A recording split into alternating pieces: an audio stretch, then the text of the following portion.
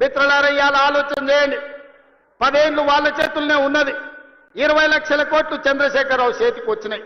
1 లక్ష కోట్లు పెట్టి కట్టిన కాళేశ్వరం ఇవాళ కూలేశ్వరం అయిపోయింది. కట్టింది కూలింది 3 ఏళ్లలోనే అయిపోయింది. వెనకట్టెవడో బుద్ధిమంతుడంట పందిరేస్తే కుక్కతో తలిగి కూలిపోయిందంట. చంద్రశేఖరరావు కట్టిన కాళేశ్వరం 3 ఏళ్లలో కూలేశ్వరం అయింది. నేను అడుగుతున్న ఇవాళ ఈడికి వచ్చిన వాళ్ళని, ఇంజనీర్లను, తెలంగాణ మేధావులను ఆలోచన చేయండి. 60-70 ఏళ్ల కింద మేము కట్టిన నాగార్జున సాగర్ ఎట్లుంది, మేము కట్టిన మూసీ నది ఎట్లుంది, మేము కట్టిన శ్రీశైలం ఎట్లుంది, మేము కట్టిన శ్రీరామ్ సాగర్ ఎట్లుంది, మేము కట్టిన కల్వకుర్తి ఎట్లుంది, భీమా ఎట్లుంది, నెట్టంపాడు ఎట్లుంది, కోయిల్ సాగర్ ఎట్లుంది, జూరాల ప్రాజెక్ట్ ఎట్లుంది. మాట్లాడదామా? చర్చ చేద్దామా? నాగార్జున సాగర్ కట్ట మీద మేం కట్టింది ఎట్లుందో మీరు కట్టిన మేడిగడ్డ సుందిల అన్నారం పోదమా? ఆడనే కూలిన కూలేశ్వరం కాడ మిమ్మల్ని ఉరి తీసినా తప్పు లేదు. మీరు కట్టుడు 1 లక్ష కోట్లు మింగి తెలంగాణ ధనాన్ని దోసుకుని ఇవాళ 3 అడుగులైన ఆనాడు ఎట్లుండే ఈనాడు ఎట్లున్నాడో మీరు ఒక్కసారి ఆలోచన చెయ్యండి. ఆనాడు గంజి కష్టం ఉన్న 3 అడుగులైన ఇవాళ బెంజ్ కార్లలో తిరుగుతుండే ఎక్కడి నుంచి వచ్చినాయో మీరు ఒక్కసారి ఆలోచన చేయండి. ఇవాళ మీరు మమ్మల్ని పని చేయలేదంటారా? ఇవాళ తుంగతుర్తికి పెద్దలు ఉత్తమ్ కుమార్ రెడ్డి గారు చెప్పిండ్రు, దేవాదుల నుంచి ఇక్కడికి నీళ్లు తేవాలే ప్యాకేజ్ నెంబర్ 6 నుంచి అని ఈ వేదిక మీద నుంచి నేను మాట ఇస్తున్నా. తుంగతుర్తి శాసనసభ నియోజకవర్గానికి దేవాదుల ద్వారా గోదావరి జలాలను తరలించి మీ ప్రాంతాన్ని సస్యశ్యామలం చేసే వరకు మా ప్రభుత్వం విశ్రమించదు. మేము ఖచ్చితంగా పని చేసి చూపిస్తామని నేను ఈరోజు చెప్పదలుచుకున్నా. ధర్మారెడ్డి కాలువ కావచ్చు, పిలాయిపల్లి కాలువ కావచ్చు, బునియాది కాలువ కావచ్చు, ఎస్ఎల్బిసి టన్నెల్ కావచ్చు, ఆనాడు మేము మొదలు పెట్టా, నువ్వు పూర్తి చేయలేకపోయినావు. ఏట్లో రాయి తీయ కూట్లో రాయి తీయలేనోడంట ఏట్లో మునిగి పెద్ద బండరాయి తీస్తాడంట. ఈ మునగాడంట గోదావరి జలాలు తుంగతుర్తికి తెస్తాడంట. 10 ఏళ్ళు మన గడ్డి వీకినవా? ఫామ్ హౌజుల దొర దగ్గర గాడిద పని చేసినావా అని నేను అడుగుతున్నా. 10 ఏళ్ళన్నా ఒక్కరోజన్నా ఆలోచన చేసినవా? తులసి వనంలో గంజాయి మొక్కలాక ఆడొక్కడి గెలిచి ఏకలింగం ఏందేందో మాట్లాడుతున్నాడు. ఆ కాంగ్రెస్ పార్టీ కార్యకర్తలారా మీరే చూసుకోండి. ఆ ఏకలింగంను ఇవాళ ఈ నల్గొండ జిల్లా తులసి వనంలో ఒక గంజాయి మొక్క మొలిసింది. పక్కనే వచ్చేసారి కూకటి వేళ్లతో నా గంజాయి మొక్కను బీకే బాధ్యత మీదే అని చెప్పి నేను ఈ సందర్భంగా తెలియజేస్తున్నా. మిత్రులారా, తుంగతుర్తి కాంగ్రెస్ పార్టీ కార్యకర్తల గురించి ఎంత చెప్పినా తక్కువే. ఆనాడు మందుల శామ్యుల్కు ఢిల్లీ టికెట్ ఇచ్చినప్పుడు, కాంగ్రెస్ పార్టీ ఆశీర్వదించినప్పుడు మందుల శామ్యుల్ నేను అడిగిన పిలిచి ఎంత ఉందని 50 ఉంది సార్ అన్నాడు. మళ్ళీ ఎస్సనగదు ఉంది మందుల శామ్యుల్ దగ్గర బాగానే జమ చేసిండు అనుకున్నా. 50 అంటే అన్నా 50,000 ఉన్నాయి సార్ అన్నాడు. జేబులో 50,000 పెట్టుకొని తుంగతుర్తికి వస్తే 60,000 మెజార్టీతో గెలిపించిన మీ రక్తాన్ని చెమటగా మార్చి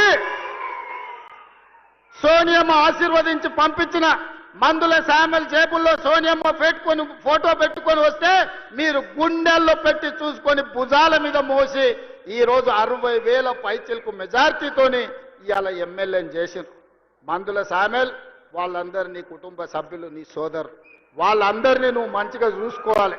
వాళ్ళందరి కష్ట సుఖాలల్లో కలుపుకపోవాలి. ఒకరికి బాధ ఉంటుంది, ఒకరికి దుఃఖం ఉంటుంది, ఒకరికి కోపం ఉంటుంది, ఒకరికి ఆలోచన ఉంటుంది, ఒకరికి ఆశ ఉంటుంది. నువ్వు స్థానిక శాసనసభ్యుడివి, ఓపికతోనే అందరినీ కలుపుకపోవాలి. ఎందుకంటే ఆ ఎల్లా కేవలం సోనియమ్మ మాట మీద నిన్ను 60,000 మెజార్టీతో వీళ్ళే గెలిపించారు. వీళ్ళే భుజాల మీద మోసిన రాయల్లో సోనియమ్మని నమ్ముకొని ఇవాళ వాళ్ళని కడుపులో పెట్టి చూసుకోవాల్సిన పెద్దన్న బాధ్యత నీదే. ఏదన్నా సమస్యలు ఉంటే ఆ పక్కల ఉత్తమాన్ని ఉన్నాడు, లేకపోతే మీ ఎంపీ సాపు చామల కిరణ్ ఉన్నాడు, కాదు కూడదంటే అడ్లూరు లక్ష్మణ్ ఉన్నాడు, అక్కడ కూడా కాకపోతే పైన నేనున్నా. మీరెవ్వరూ ఆధైర్యపడకండి. స్థానిక సంస్థలలో సర్పంచ్ కావచ్చు, ఎంపీటీసీ కావచ్చు, జడ్పీటీసీ కావచ్చు, జిల్లా పరిషత్ కావచ్చు, ఏ ఎన్నికలైనా మిమ్మల్ని గెలిపించే బాధ్యత, మిమ్మల్ని ప్రజాప్రతినిధులను చేసే బాధ్యత పార్టీ తీసుకుంటుంది, ప్రభుత్వం తీసుకుంటుంది. మందుల శామ్యుల్ని గెలిపించిన బాధ్యత మీరు తీసుకున్నారు, మిమ్మల్ని గెలిపించే బాధ్యత పార్టీ తీసుకుంటుంది. తొందరలోనే స్థానిక సంస్థల ఎన్నికలు రాబోతున్నాయి.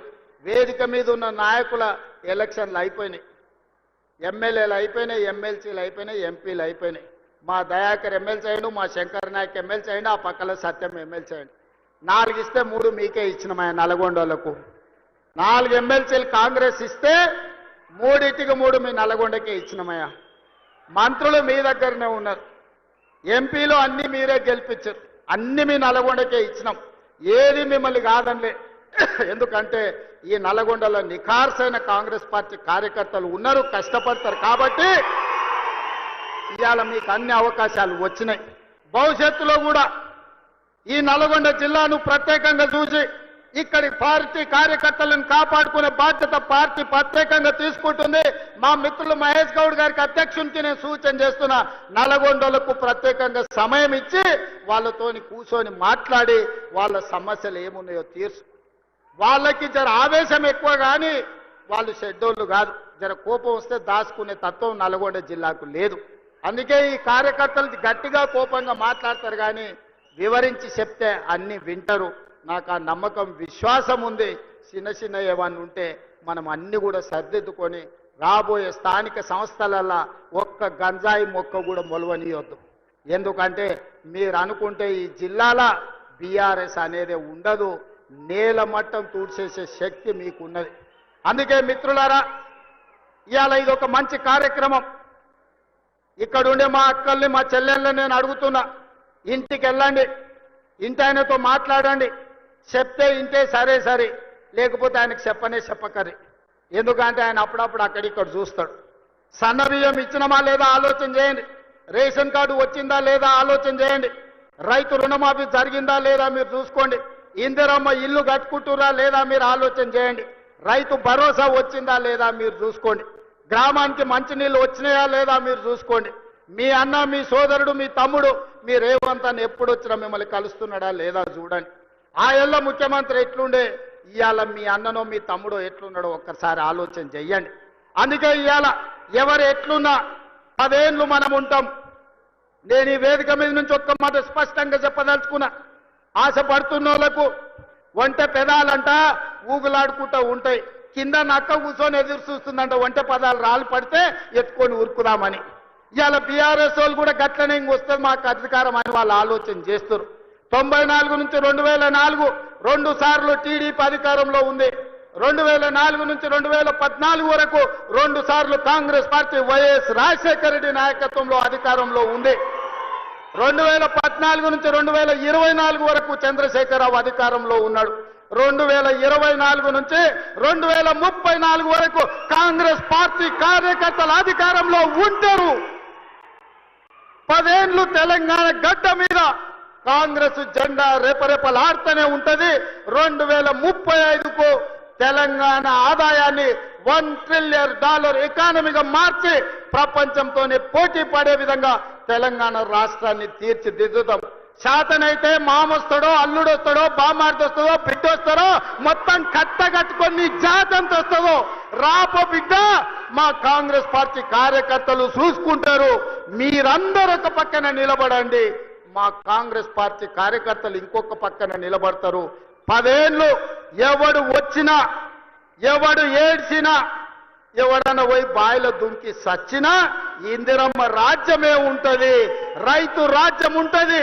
వ్యవసాయం దండుగ కాదు, వ్యవసాయాన్ని పండుగ చేసి ప్రతి కాంగ్రెస్ పార్టీ కార్యకర్తను వాళ్ళ జీవితాన్ని ప్రజలకు అంకితం చేసే విధంగా మన పరిపాలన ఉంటుంది.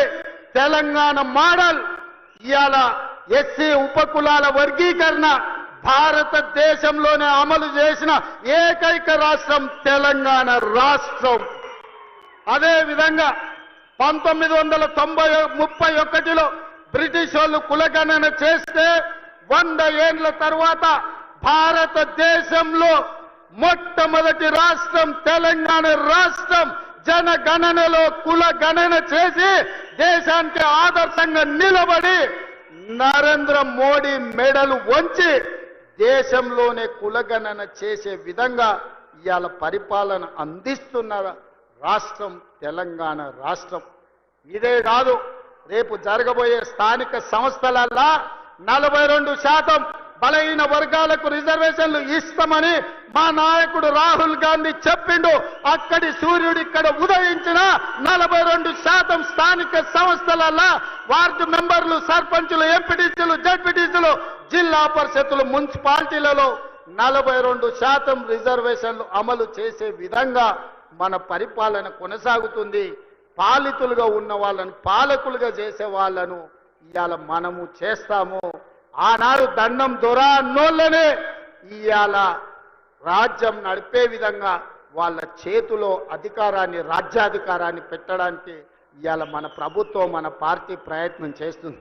ఈ ప్రయాణం 10 సంవత్సరాలు ఆగకుండా సాగాల్సిందే. మీ ఆశీర్వాదం ఉండాల్సిందే. నాకు సంపూర్ణమైన నమ్మకం వచ్చింది.